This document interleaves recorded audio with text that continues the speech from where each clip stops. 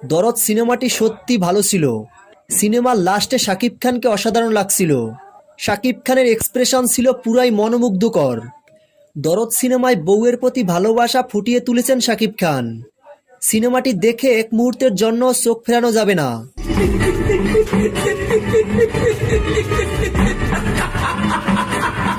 এই সিনেমায় শাকিব খানকে একদম অন্যরকম ভাবে ফুটিয়ে তোলা হয়েছে।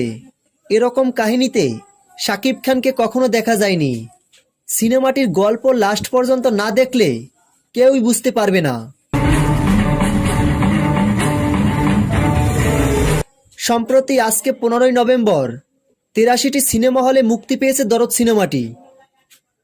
তো ভিউয়ার্স, ভিডিওটি সম্পর্কে আপনাদের কোনো মন্তব্য থাকলে কমেন্টে জানাতে ভুলবেন না।